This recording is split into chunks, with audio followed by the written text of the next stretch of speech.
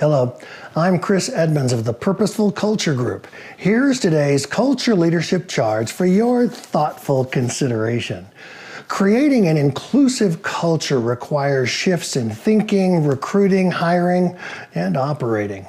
Our biases are not obvious to us, yet these biases inhibit the creation of truly diverse and productive work cultures. I'm always looking for unique, healthy work cultures. I learned about 5 Points Academy through an insightful article by Ken Kao on TechCrunch. The Academy's owners focused on creating a community where everyone was welcome.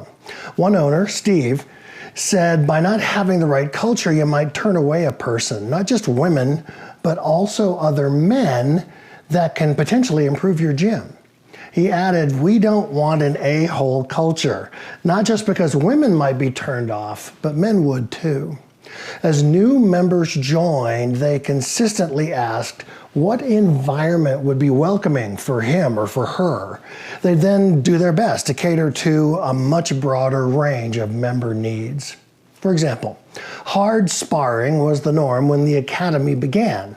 This approach identifies tough fighters, but it excludes a majority of members. After traveling to Thailand and seeing technical sparring, where technique and timing was emphasized, they came back and revamped the Academy's classes with far fewer battling to win courses. Some members preferred battling to win. Members who were unable to adapt were asked to leave, since their approach was inconsistent with the inclusive culture desired. 5 Points Academy's approach to an inclusive culture models my 3-step process for culture refinement: define, align, and refine. They first defined that they wanted an inclusive culture and dug down into the details of how to make each individual member feel welcome.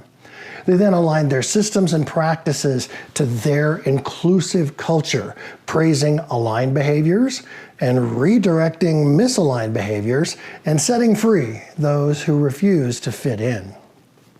They refined their practices by, for example, changing from a majority of win the battle hard sparring classes to light sparring technical classes, because that approach better fit their inclusive culture.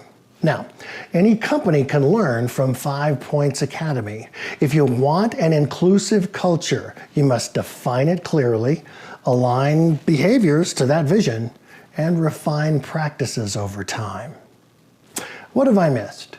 What questions do you have? Add your thoughts or post your questions below, or head to my YouTube channel and do the same.